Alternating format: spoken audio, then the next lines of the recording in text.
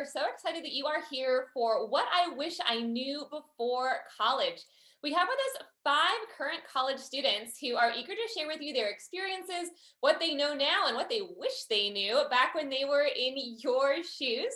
I do just want to mention that we do have that chat open, so do feel free to drop any of those questions you have for any of our panelists throughout the night into that chat so we can make sure that you get your questions answered. And with that, I would love to introduce who we have with us in no particular order. I'm just going to kind of go around my Brady Bunch here on this screen. So we have with us Alice Lee, a pre-med junior at Rice University from Houston, Texas. Alice is majoring in kinesiology, sports medicine, and minoring in biochemistry and cell biology. Welcome, Alice. Thank you for joining us. We have Catherine Perez, a sophomore studying political science at the University of Houston, also in Houston, Texas. Catherine is pre-law and plans to attend law school after graduation. Thank you for joining us here tonight, Catherine. We have Luke Renda. Luke is a 21-year-old senior at St. John's University in Queens, New York, majoring in biomedical sciences on the pre-med track. Thank you for joining us, Luke. Mackenzie Becker is a junior studying biology at the University of Wisconsin-Madison, and Mackenzie is also on the pre-med track. I love it. We've got lots of pre-med folks here. And we have, last but not least, Ashley Say Benton, a recent graduate and med school hopeful from the University of Louisville with a degree in biology and a focus in psychology and Arabic studies. Ashley, thank you. Thank you for joining us. Glad you could be here tonight. Well, let's see. We've already got questions coming to the chat. I love this. And so I'm just going to take this first question. I'm first going to throw out, so what is it like being a college student right now? So I'm just going to toss that one out there. And then I'm going to kind of ask, how did you know that the major that you're in is the right fit for you? But I'll start with that first question. What's it like being a college student right now? I can start us off for this one. So I am at the University of Wisconsin-Madison, and being a college student right now in the midst of a pandemic is definitely interesting. For me personally, every single one of my classes are online. So I sit in this chair in front of this computer for several hours a day. I've gotten used to it. I've gotten a lot better at doing online classes. I've gotten a lot better at not being distracted by things in my apartment, which was a real struggle back last spring. We also have twice weekly COVID tests here on campus. So we do the spit tests. And so we'll go twice a week and we will give them our saliva. They'll test it and make sure that we are negative and that we know we're not going anywhere with COVID. So that's what it's like for me at UW-Madison. Yeah, just to kind of snowball off that, your laptop definitely becomes your best friend throughout this pandemic. So make sure you have your charger everywhere you go, your headphones, just saying. For me, it's kind of similar. Last semester, I was all online, so I was always at my kitchen table. But now I actually have 2 classes in person, and it feels great to be back, but it's also a little weird because it's kind of like you always wear your mask everywhere and stuff, and you always take the proper precautions. And colleges have adjusted to making sure that you guys don't gather in crowded spaces. So for instance, at my school, I always hung out at Starbucks. And instead of the whole big lounge seating area, they kind of really minimize that to the point where only a few people can stay in the whole area. So they definitely have made accommodations for you guys to hang out at school, but also social distance at the same time, which is really cool. My experience. Yeah. I'm sorry, go ahead. I was like, my experience is actually a little different from that. So at the University of Louisville, they have transferred to a full hybrid version, but you have more options. So for me, I chose to move away from my college town because I knew I was going to be graduating soon. And all of my professors were like, hey, if you want to take it online, you can. There's no extra charge because of COVID. So I've actually transitioned to doing full online from the comfort of my home instead of having the experience in Louisville like I was for my first few years of college. But just like Luke said, your computer really does become your best friend. And I just think it's really interesting now, you can get your full education online and be totally okay with that. And a lot of universities has the option that if you want to study in person, you can, as long as it's reasonable within social distancing guidelines and with your masks and everything. But there's a lot of options. And I think that most schools have done a really great job at implementing the right precautions. Yeah, similar to what Luke was saying, it's definitely been an adjustment to learning online. And then, so last semester I had all online classes. So it's definitely Zoom calls, Microsoft Team calls, always behind a laptop, things like that. And then this semester, I do have one in-person classes. I know they're trying to transition to slowly to more in-person classes and that face-to-face experience. And so I would say that it's definitely been different. It's had its own challenges and things like that, especially adjusting to like what life on campus is now, because I was a freshman last year and it was very lively. Campus was full, the residential halls were full. There was definitely like huge events going on, stuff like that. And then adjusting to like this environment in the pandemic where more than 10 people aren't allowed to gather and all classes online, things like that. It's definitely a different experience. But I think it definitely teaches you a lot of things as to like working online, like time management skills, Google Calendar, things like that. So there have been some benefits that have come out of it. I definitely sympathize with that adjustment that Catherine is talking about. I know that like pretty much the big majority of high schoolers are also going through dealing with that same adjustment for the most part. I think I am currently living at home right now. I live like in a little suburb, a little bit away from Bryce, from Houston. And I do live close enough to where I can commute. So I do commute occasionally to like see my friends. But yeah, it's really tough, like having to adjust to walking through campus and having it be completely empty. And there's like 2 people walking around that you pass when normally you see crowds of people playing like volleyball in the court, in the outdoor courts and stuff. So that's like a little sad to see when you walk through what was once a very lively campus. Classes have also been the same for me. Laptop has become my best friend. I actually had at Rice, there are some classes that professors can petition to be online, such as lab courses, which I had one last year, and they had a lot of protocols and stuff, like we had to wear like face shields and stuff like that in the lab. So, you know, we could minimize the transmission. But yeah, I am fully online now. I have 8 a.m. classes Monday through Thursday, which is not fun for me as a college student, but you know, I'm at home, don't have to deal with commuting or walking to classes anymore. So I guess that's a good thing. And Alice, you mentioned an adjustment period. And of course, there's lots of adjustments taking place just as we kind of move into this COVID world, but also a big adjustment just even in previous years. So I know, Ashley, like you were a recent graduate, Luke, you're a senior. So you were in college like prior to these big changes.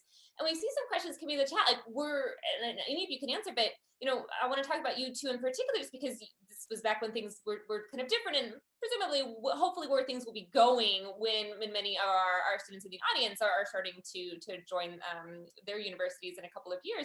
But were you nervous about that adjustment? And what did you find to be the most challenging kind of part of that? I can go first for this. So for me, I come from a really small town in Eastern Kentucky, and I chose to go to a huge university in Louisville, which is like our biggest city.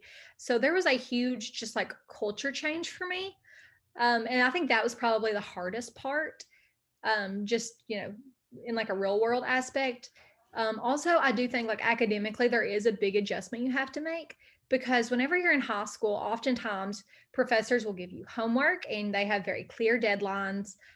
It's not a lot of projects or like cumulative exams and stuff. It's like, okay, you have homework and then you know when your test is coming.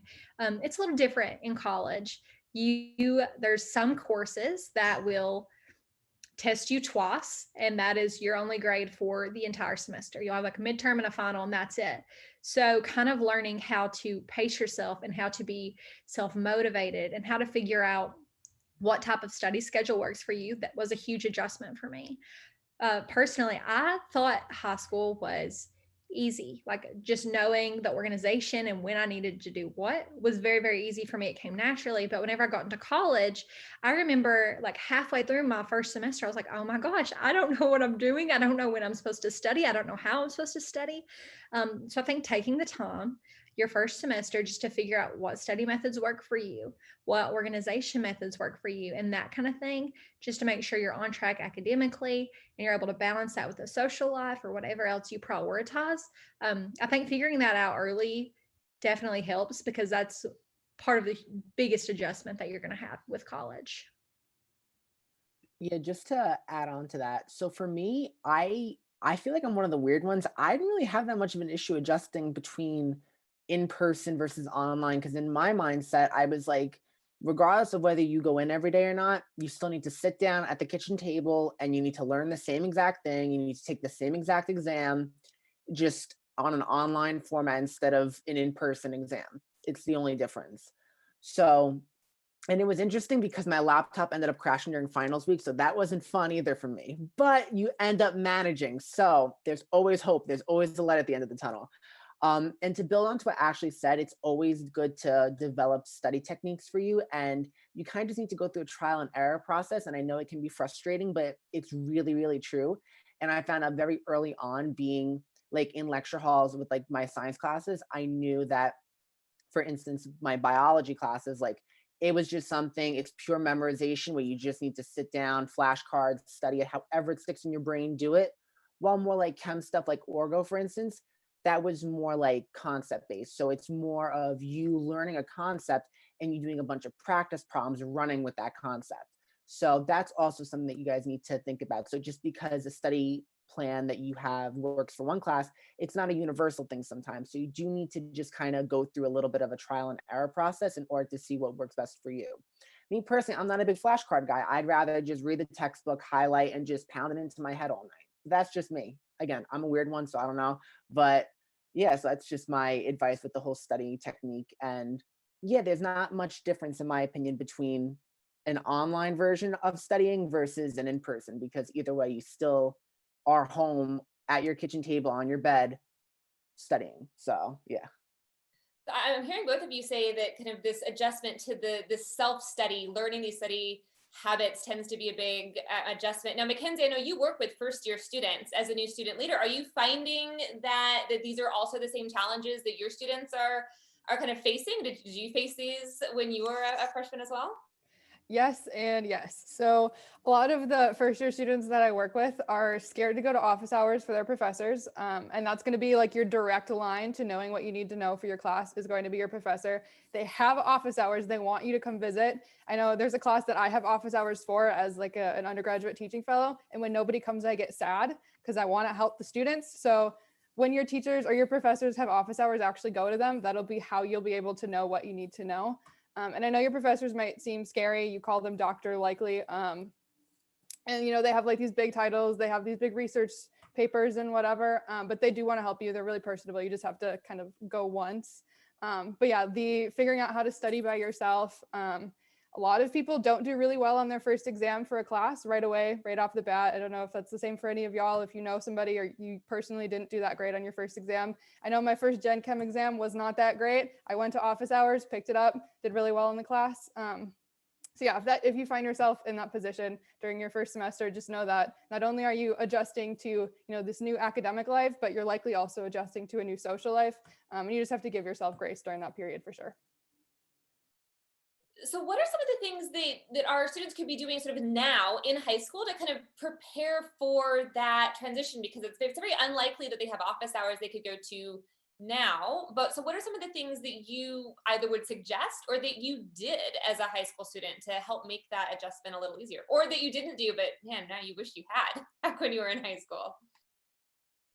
I feel like for me at least, I was kind of a nerd both in high school and college. So I was so used to being hard on myself with my studying and always being very, very goal driven, very like, I know what I want out of life. I know what I want out of a class. So I need to just put my head down and into the books and just study. So me personally was just kind of maintaining that track, but knowing that I have more responsibility. So in high school, for instance, kind of like building on what Ashley said before, where you have a bunch of exams, and in college it might just be 2 or 3 exams and that's your whole grade.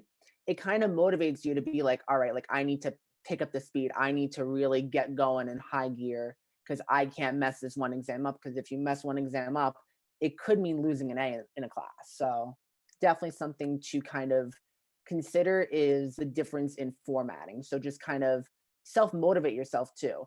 And also, snowballing off of what Mackenzie said, allow yourself that grace period. You might fall a little bit in that first semester, and that's okay. You have 7 other semesters to bring it up. That's the beauty of it. And you start off with a 4.0. So look at it like that.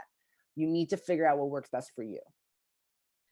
I actually want to piggyback kind of off you and kind of off of Stephanie, but As far as like office hours and things like that go, so something that happened to me in high school was that my professor for my AP chemistry course would offer to help students if they needed help. And so I really, really struggle with math. Numbers do not always make sense to me, just being fully transparent. So whenever I would take an exam, I was doing great on the concept questions, but as soon as she asked me to do a math problem, it was just a big red X every time. And she was like, listen, I'm not able to stay for school. I have this obligation, this obligation. If you will come to school at 6 a.m., I will work with you from 6 a.m. till 7:30 whenever your next class starts. So it was very unconventional. It was not fun to wake up that much earlier to go to class, but even in high school, professors want you to succeed. They want you to do the best you can. They want you to get into your dream college. So, in my experience, I went in at 6 a.m. 2 or 3 days a week. I met with her. I learned what I needed to learn. There were some days I would stay after school with other professors, especially physics. Again, the math really got me. But they were so helpful. And then, whenever I was, finally a junior, I was applying to colleges. The teachers that I had came into school early for or had stayed late for wrote me the best recommendations ever. They were beautiful. I got accepted into some, at this point, it's like unbelievable to think I got accepted into some of the places that I did just as like an Eastern Kentuckian. But they were so supportive of my entire journey because they knew I had the drive for it, because I took the time to ask them about office hours, even though I didn't really know it was office hours at the time. But if you ask your professors or your teachers, they more often than not will say yes. They will work with you. They will do everything they can to help you succeed. And then later on, they will be a great resource for you as far as letters of recommendation and things like that go. So please take the time to talk to your professors because they will be your best resource. I also want to add something as for the whole, like what you should think about as a high schooler and what you might want to consider as a college student is study groups and collaboration and working with people. Like it's so important. And I feel like I relate to a lot of what Luke said about like his personality. Like I'm also very goal driven, goal oriented. I know what I want and I know how to get it. And a lot of time in high school, I did that by myself. Like I didn't need to rely on anyone else and I didn't feel like I had to anyway, so I just never did. And then I got into college and I had that whole grace period. I didn't do well in my intro biology classes as well as I'd hope.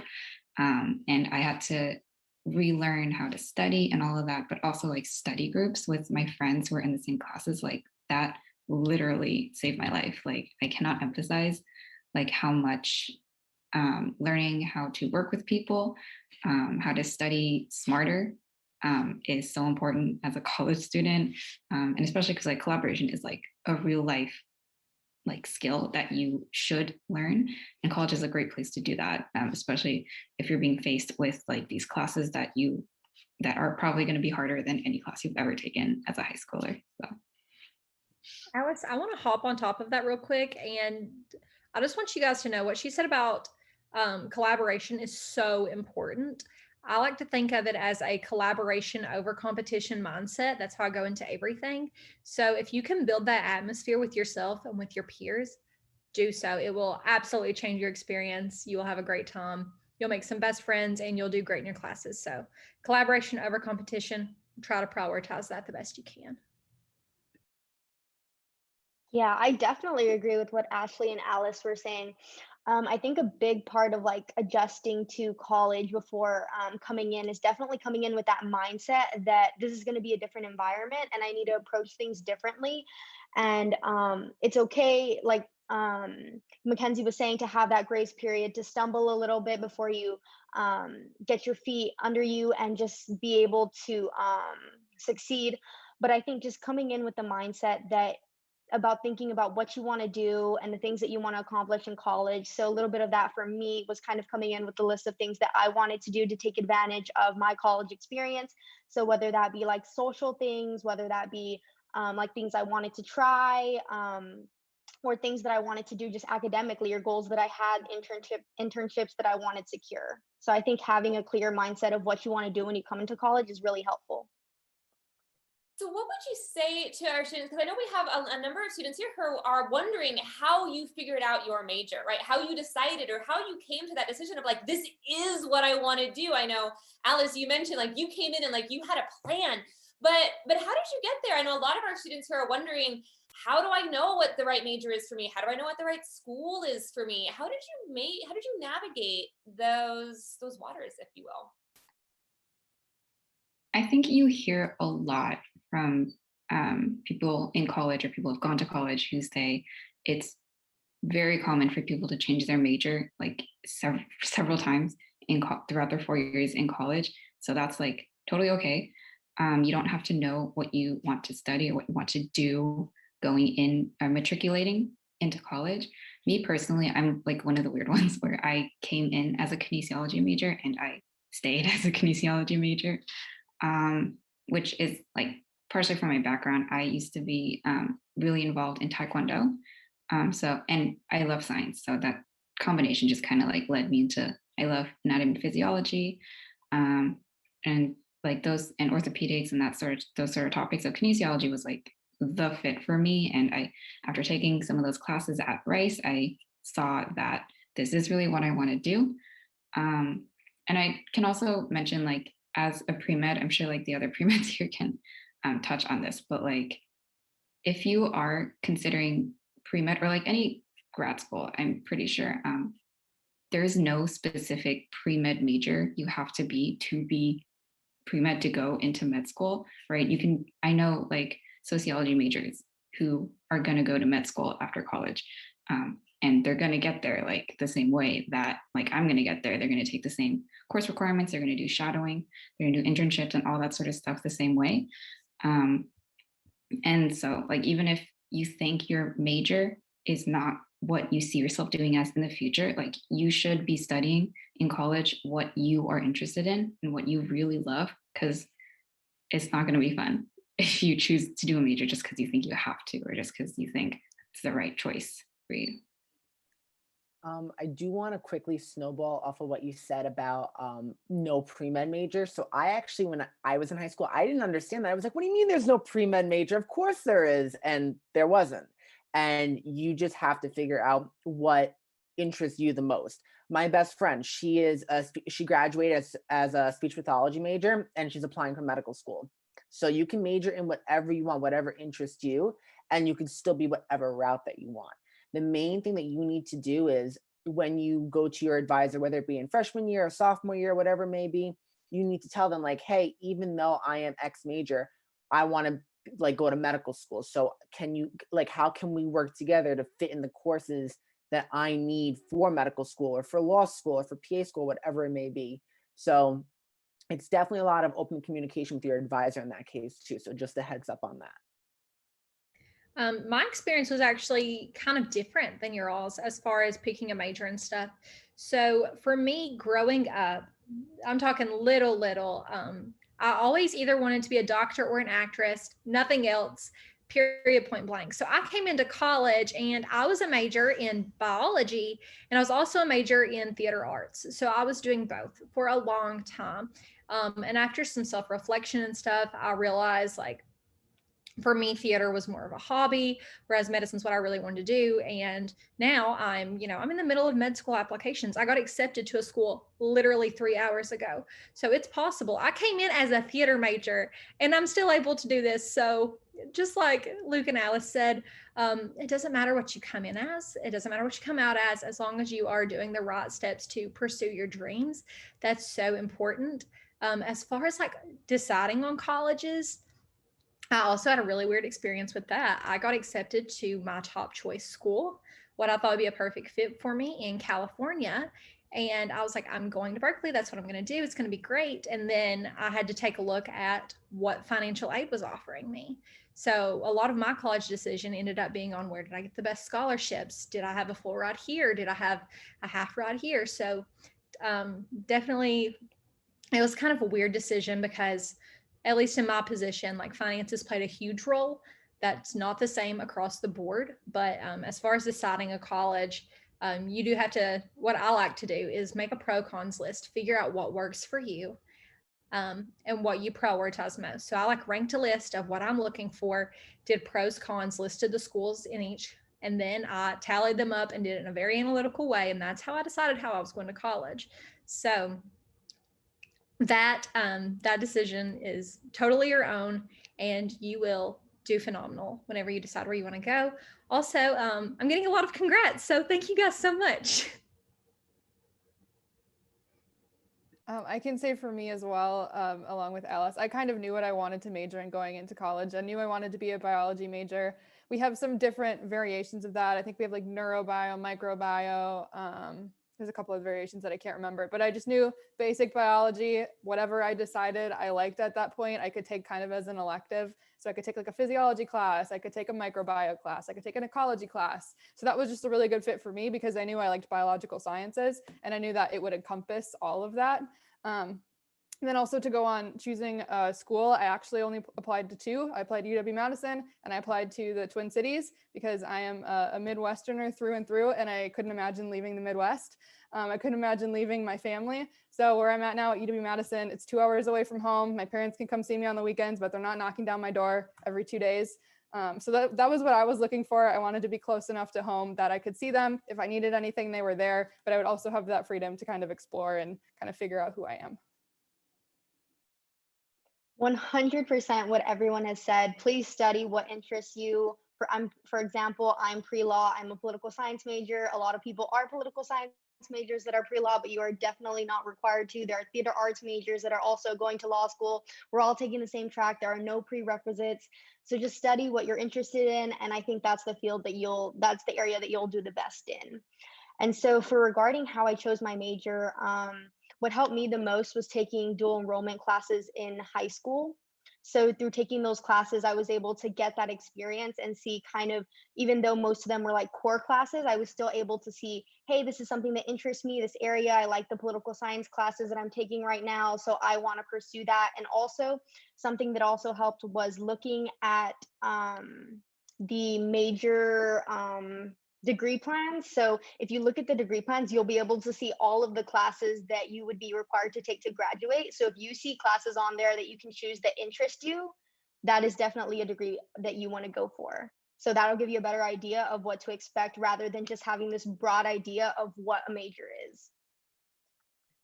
It sounds like I'm hearing a couple themes emerge. One is make sure you're studying something that you are truly interested in doing, because you're going to be spending a lot of time and energy in whatever it is. And if it's something that is already uninteresting, that's just going to be like exponentially more difficult. And the other thing I'm hearing, and correct me if I'm wrong, that you're looking at these majors, and a lot of your colleagues are looking at these majors not as like single track, like sociology, sociologist, political scientist, right? But that you're looking at these majors as just entry gates into like a wide open array of different opportunities. And I'm hearing a sense that even if you don't quite know where you want to end up in a job, you can still know kind of where you want to end up as a field of study, as a passion. And then you can like explore those other opportunities once you're there. Am I hearing that correctly? Yes, and I do want to know, in college, you don't have to only have one major. You can have multiple majors, you can have multiple minors. It might take some time on for you, but I had multiple interests. So I have 2 minors with my major. That way I get to study everything I enjoy and I still get a degree. So that's also an option. Absolutely. For my major, it's biomedical sciences, and there are people in my class that are doing everything. So we have pre-med people, we have pre-dental students, pre-nursing, pre-PA, pre-pharmacy, public health people, biotechnology people. There's so many different routes that you can go. So one degree doesn't just define like, oh, I got a biology degree, I'm a pre-med student automatically. No, you can do so many other things. And that's the great part about college. It gives you so many opportunities for you to go and explore whatever you like and what you don't like. So you don't really know what public health is, let's say. College is your time to finally explore what that is and see, do I want to pursue this in the long term, or just the one class is plenty for me? So it's totally up to you guys. I also kind of want to add that even if you think that there's not time to do that, or that you don't feel the need to do that, to like branch out and explore during your first 3 years of college, like it's totally something you should take the opportunity to do, because I'm pretty sure this is the same for pre-law as well, Catherine, but like, I think there's sort of a general shift towards more people taking gap years after college, after their undergraduate career. I'm one of those people. I'm a huge proponent of them personally, because if you know anything about grad schools, pre-med, medical school, law school, if you want to go into them directly after you graduate from college, like that's totally cool. Good for you. But that also means that you have to be finishing your course requirements, your shadowing, your internships, your work experience, all that stuff by like junior year. So you have to have that all figured out in 3 years, which to me, like, is crazy. And it took me a long time to realize that. But like, that's the reality of it. So for me, that sounds very stressful, and it is very stressful to do that in 3 years. So you can take the time to chill a little bit and relax and do things that you enjoy and take classes that you might not normally do, knowing that you have the opportunity to take a year or two off after you graduate, maybe work, get some more things to pad that resume with, and then apply to med school or grad school or wherever. And that's like totally fine. Alice, I like that you're bringing up the admissions process. And because I know, in fact, like I think we have some questions about the admission process to get into undergrad. Also recognizing, I think someone's saying, is the college admissions process as stressful as everyone makes it out to be? And it sounds like I'm hearing you say yes, it is. What are some advice that you all have to give to students who are feeling stressed about the college admissions process and some of the things that they can do to help kind of navigate it? What are some of the ways that you navigated those processes? I would say my biggest piece of advice is do it as soon as you can. I don't remember exactly when the application opened for the UW system schools. I think it was like August 1st. And on August 1st, before my senior year started, I was looking at like the things I would need to write, all of the statements I would have to write, all of the information that they would ask me to provide to make sure that I had all of that available. So I'd say as soon as you can kind of figure out those things that you're going to be applying for, those places, what they're going to ask you. The essays can be a little bit time consuming. So if you can figure out those prompts, get those going, and then maybe have like a favorite English teacher or somebody who you know is really good at English, like proofread them. I think that is kind of a really great way to make sure that you get a head start, and also that your application is really good and a representative of what you want to be kind of showing these schools. Yeah, I definitely, oh, sorry. Oh, no, I definitely agree. I'm sorry. Yeah, get those applications in as soon as possible. And I know it takes like a lot of time compiling the applications between like getting the essays ready, getting recommenders, and giving them enough time to write you a solid letter of recommendation and stuff like that. So get those in as early as possible so that you can have the best chance of getting into the school that you want to go to, as well as the best chance at earning the largest amount of scholarship that you can. And as soon as you finish applying to all the schools that you would like to get into, once you're finished applying, don't just take that time to sit and wait on those decisions. Use that time to apply to scholarships and look up different scholarships, because you might not even be aware of all the scholarships that are out there, especially full ride ones to universities that you really want to attend or couldn't otherwise attend without that kind of scholarship. So for example, after I finished applying, I found out that the University of Houston actually had the Terry Scholarship, which is a full ride scholarship here. So I immediately jumped on that. I applied for it, and I was awarded the scholarship. So that was what allowed me to attend the University of Houston.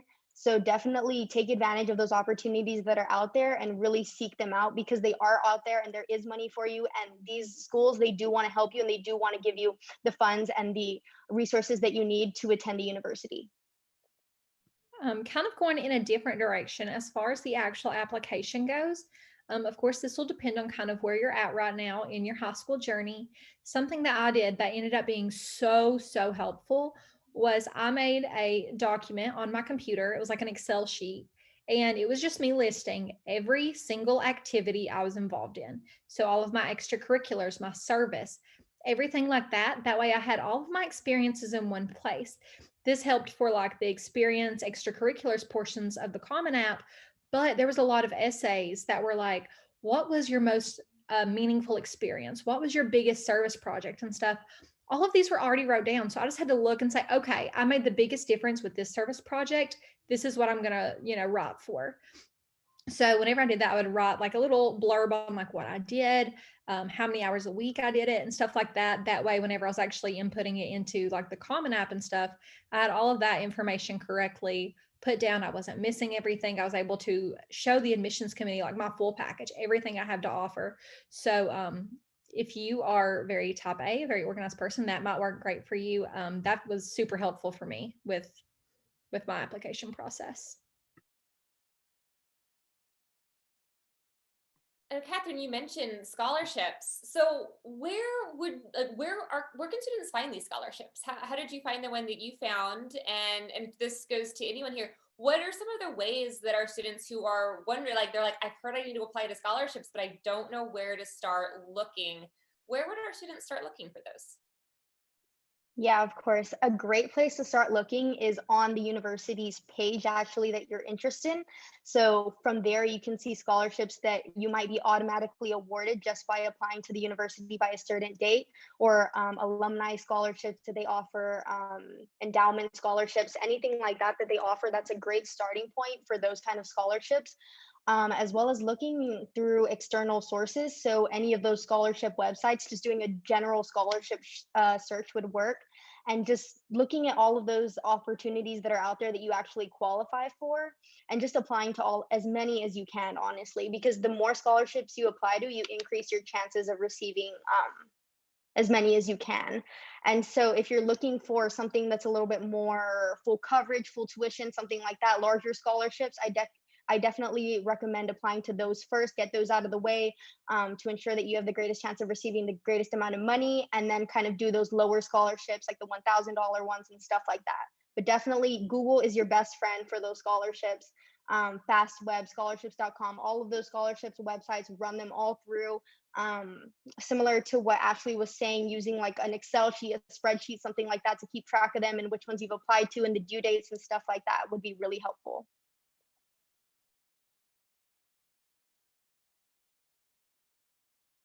Well, kind of in this vein, we have a couple questions coming in just about how you narrowed down the universities that you applied to. So once you applied, and it sounds like all of you applied to multiple schools, how did you know which one of those that was going to be the right fit for you?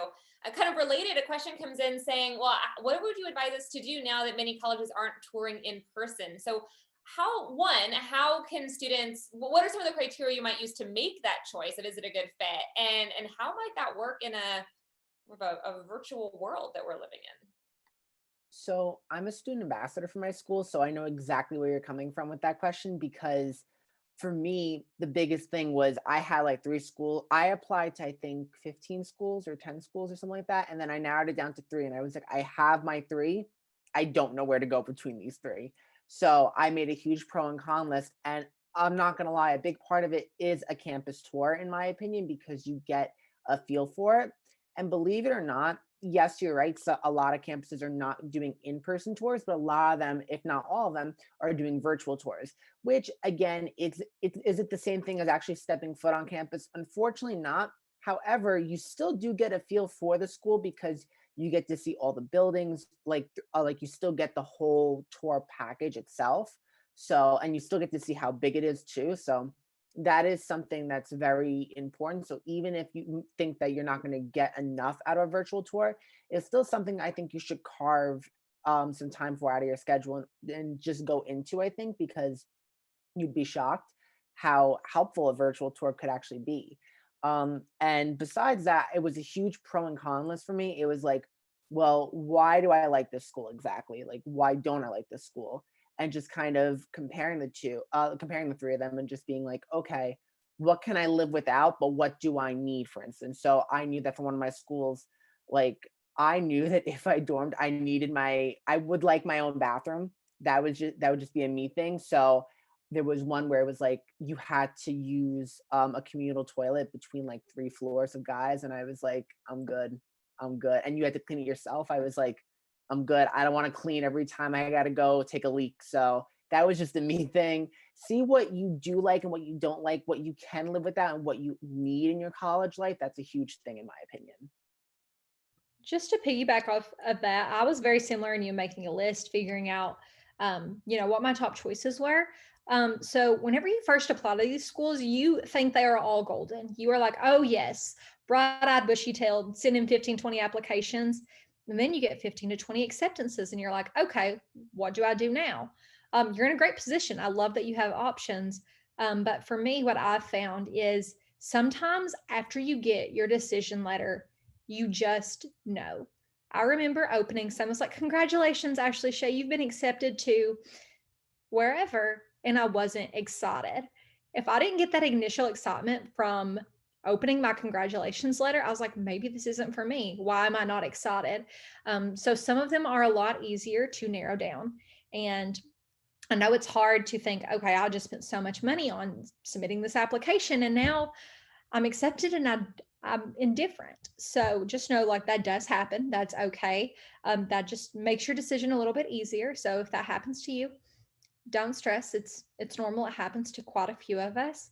Um, and then I like that's a problem a lot of our students would be like really excited to have, like so many acceptances, they just can't be excited about all of them. So I'm wishing this burden on every single one of you here today. yeah, no, it happens. It really does. But after you narrow it down to your top 3 to 5, just depending, some criteria that I personally looked at was cost, financial aid that I would be receiving, scholarships that I was eligible for or had been accepted with the institution, location, proximity to home. I also went on like Zillow, which is like a housing website, just to look at like what the cost of living would be in that city if it was different. Um, I also would, whenever I was looking at Louisville, for example, I Googled Louisville, Kentucky. I'd been there several times, but I wanted to get some more ideas of like what kind of restaurants there were, what kind of people there were, just to get like a more social aspect because I want to make sure that I'm living in a community that I'm happy with and that like I feel comfortable and safe in. So just kind of the culmination of all those factors will definitely make your decision a lot easier. I know it seems kind of harsh to make a pro cons list, but it really can be your best help. It helps me a lot. It sounds like it helped Luke a lot. So I would definitely recommend that.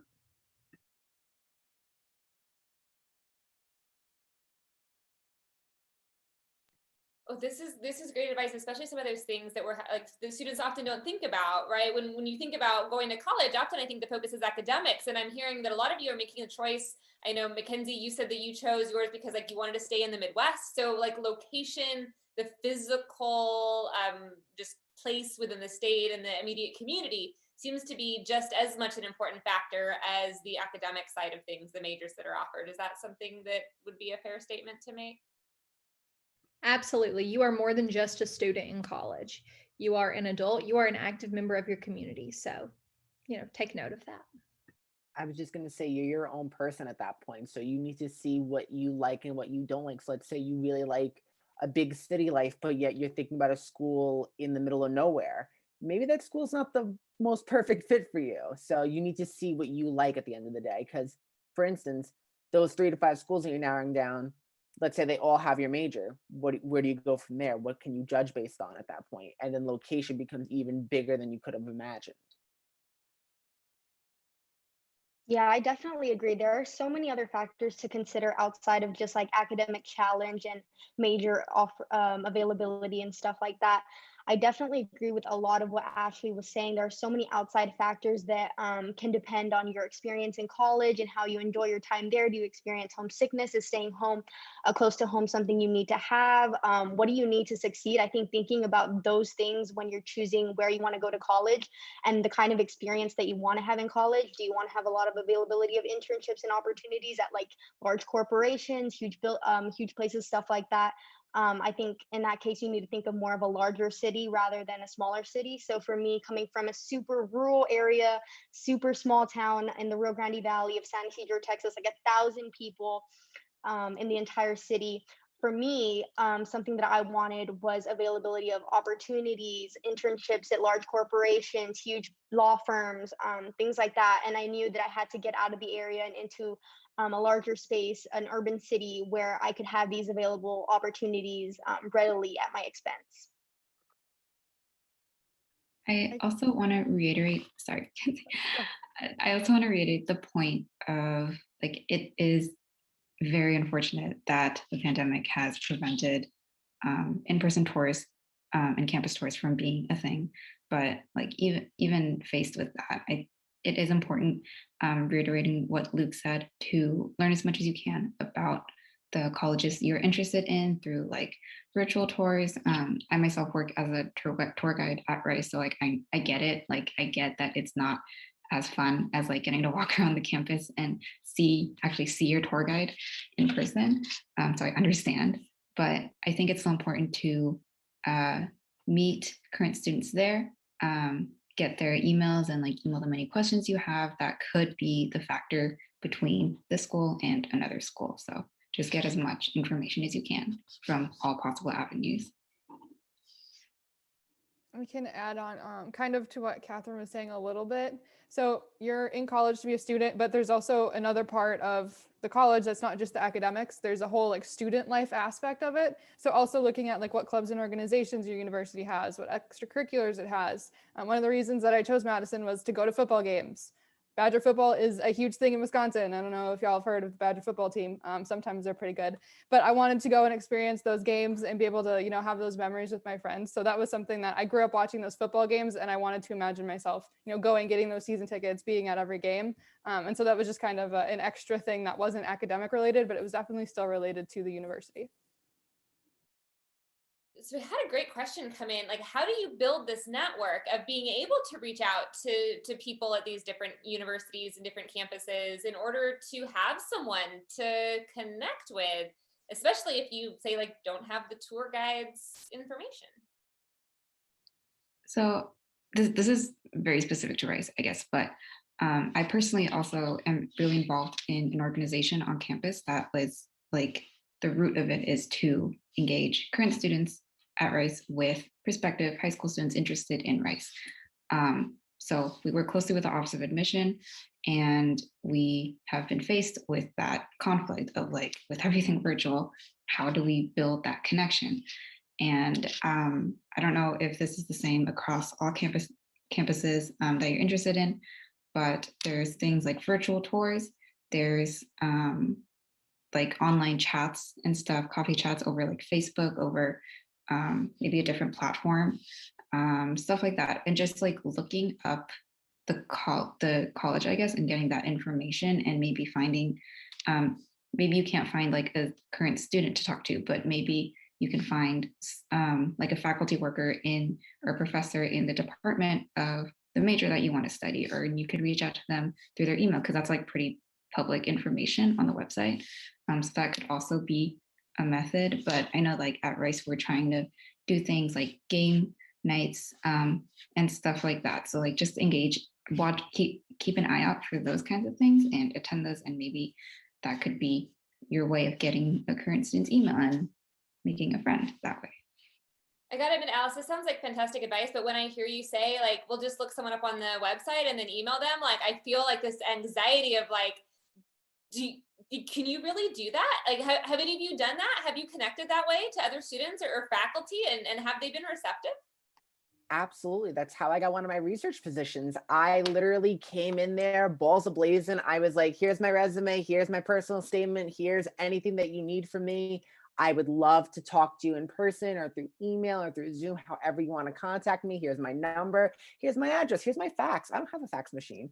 I put myself out there. I think a big part of that is being confident in yourself and your abilities, and don't make it awkward. Like just kind of say like, hey, listen, like I'm a prospective student. I just really don't know what's going on. Like, can you please give me some guidance? And no one's going to really say no to that. Someone's going to help you. And also, just really quickly to snowball off of what Grace said, you should definitely look into what your school's doing, because a lot of schools aren't just saying like, oh, well, no campus tours. So I know that for me, like we're replacing Shadow Day with something called Spotlight events. So let's say you know that you want to go to, for me, I'm a part of the College of Pharmacy and Health Sciences. That's where my major is. So they have spotlight events for that college where you hear from deans and from student ambassadors just kind of like that specific major is formatted, what it's like to actually be in any classrooms and any questions that they have. And it kind of just gives you a feel of what it is, kind of replacing Shadow Day in a way. So definitely look into that if you have a particular school in mind. So yeah. I'm going to say something that's going to sound a little weird at first, but I want you to hear me out. So, if you are the type of person who is interested on hearing a current student's experience, this is for you. I, I'm the kind of person I want to know what the students think. I don't want to hear just from faculty or from admissions people. I want people who were in my shoes a year ago. So, what I did, admittedly, as a pre college student, is I got on Instagram. I went to the schools I was interested in. I went to their Instagram page. I went and saw what students were actively commenting on their posts. I went and followed a bunch of students that had like college of, then they put their graduation year, and I was like, oh, great, they're a student. And I just DM'd these random people, and I was like, hey, so I'm applying to University of Louisville as well. I was just wondering what it's like as a student.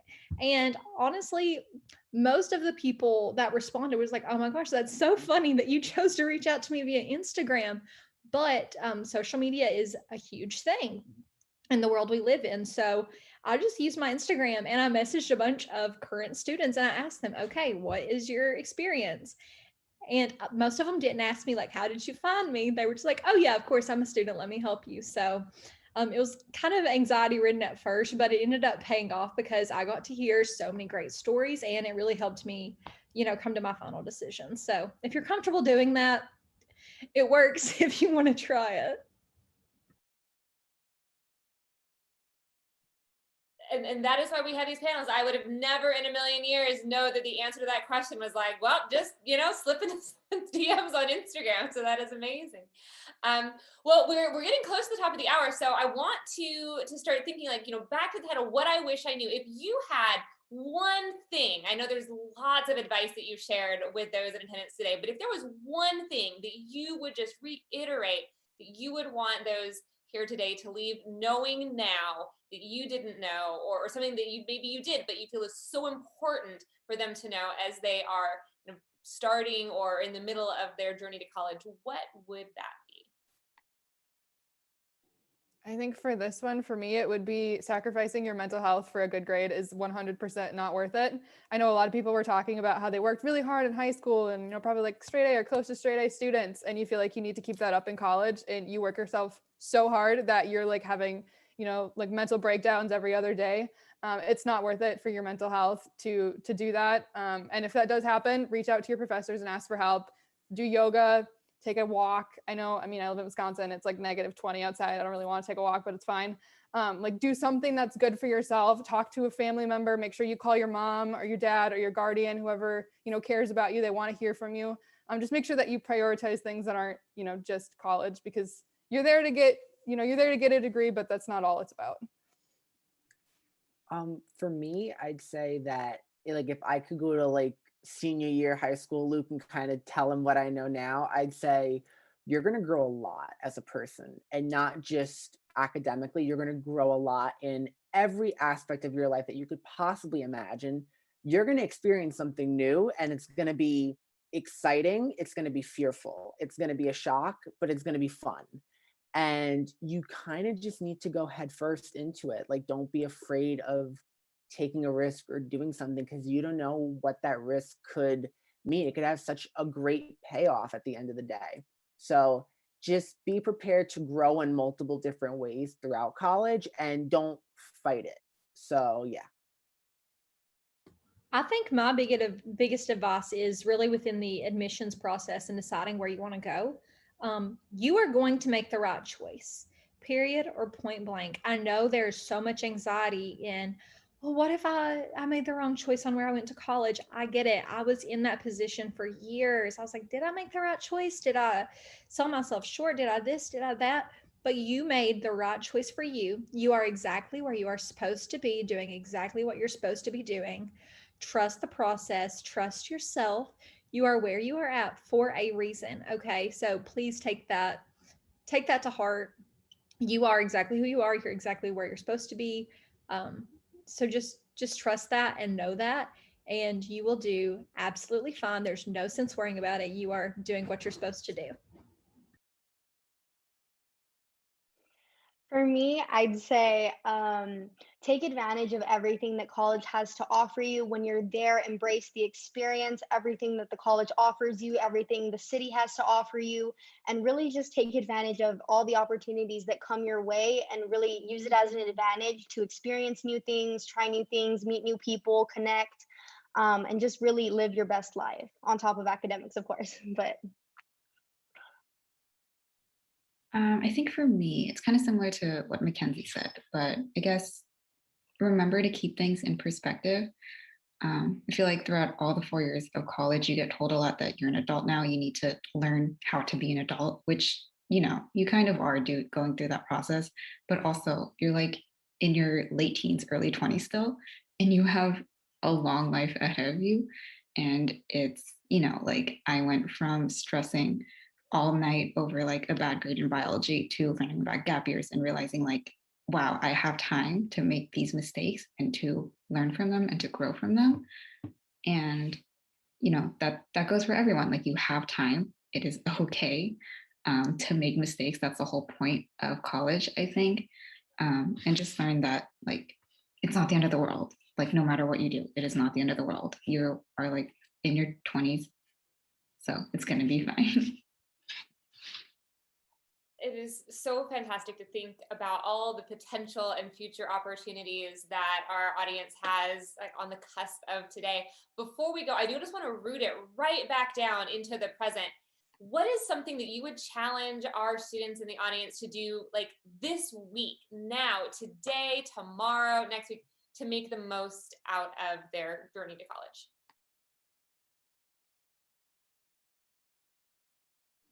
I guess for me, I would say just start looking, getting curious about what school you might want to go to, make a list. Because then, as time goes on, you'll come back to, your list of schools, say, I'm really still excited about that one. I'm not really that excited. I've had time to think about it, not really sure about that one. And then you can be like, I've just heard about this new school. I'm going to add it to the list. So you can just kind of start doing some research. I know you mentioned before that a lot of the viewers are juniors. So now is a great time to start making that list, figuring out where you want to apply to. If you're not in that place yet, just working really hard. But again, not so much that it's deteriorating for your mental health.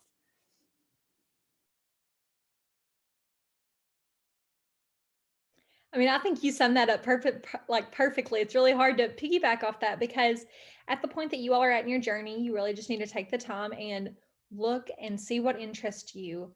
Maybe start, looking at a couple colleges, make a list.